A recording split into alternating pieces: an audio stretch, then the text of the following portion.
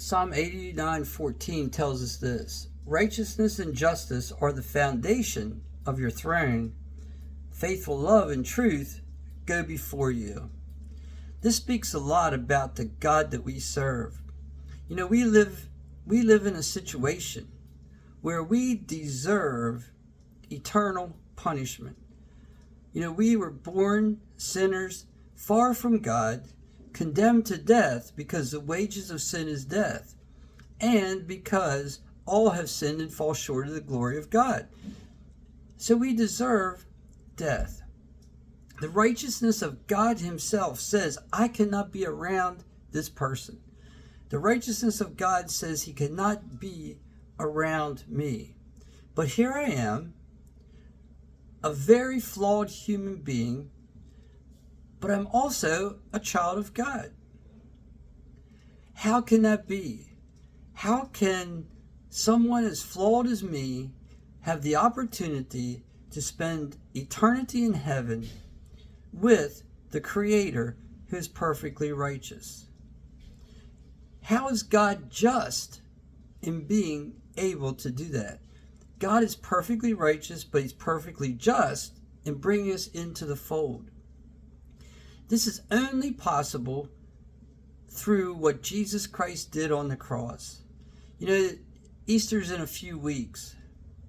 The death, burial, and the resurrection are the foundation of the Christian faith. Just like it says here that the foundation of God's throne, the Father's throne, is his righteousness and his justice. You know, God is almost demanded to judge us.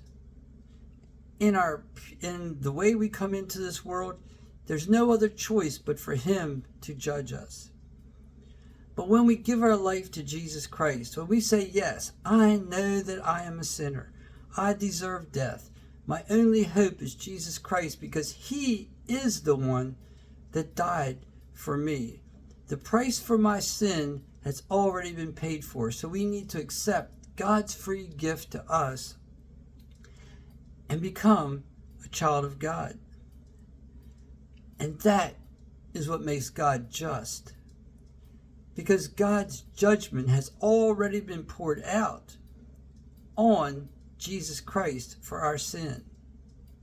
Now, yes, it is true that as we go through life, we sin, and God has to judge us in some way, in some manner. That's the consequences of sin. But the thing that never changes, the hope that we have in all of this, is the fact that once we are saved, once we are in the fold, the sin itself has been paid for. Yes, we suffer consequences, but it doesn't change our standing with the Father. He adopted us into his family. He doesn't unadopt us when we mess up. He is just to keep us in his family because of what Jesus Christ did on the cross. But there again, because of his righteousness and his love for us, he needs to punish us at times. We need to suffer the consequences of our sin. But the important thing to remember is that only has to do with here on this earth. We may live and we may have to suffer, whether it's because of sin, we may have to suffer, because of somebody else's sin at times. But it's only temporary. What's really important is that nobody can take our salvation, our adoption into the family of God away from us. We should be praising God today that he is perfectly righteous, but he is truly just under the law to take us into his family. His love dictates that he wants us. His love says that I want you. I want to be with you. I want you to be with me. I want to have a relationship with you. And that love goes before him in everything that he does. His truth is true. His truth never changes.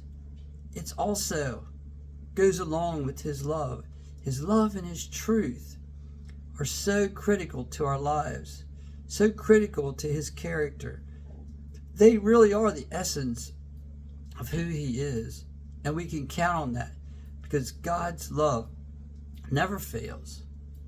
And I would encourage you today to spend some time with God.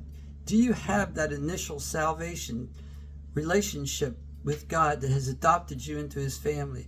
Is there a time in your life when you've said, yes, Lord, I know I'm a sinner and I deserve death, but I also believe that Jesus Christ paid for my sin.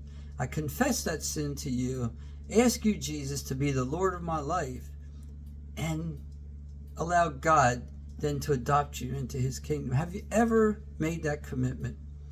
If you have, great. If you have, great.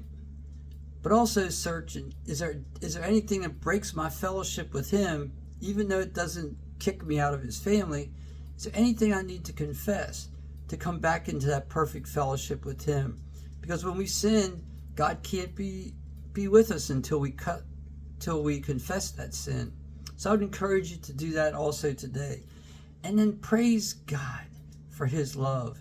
Praise God for His righteousness and His holiness and His love for you and the truth that never changes. If this video has been encouraging you in any way, if there's any questions that you may have, please feel free to make comments. Maybe I missed something, maybe you wanted to add something to it. But also like, share, and subscribe, and may God always bless you.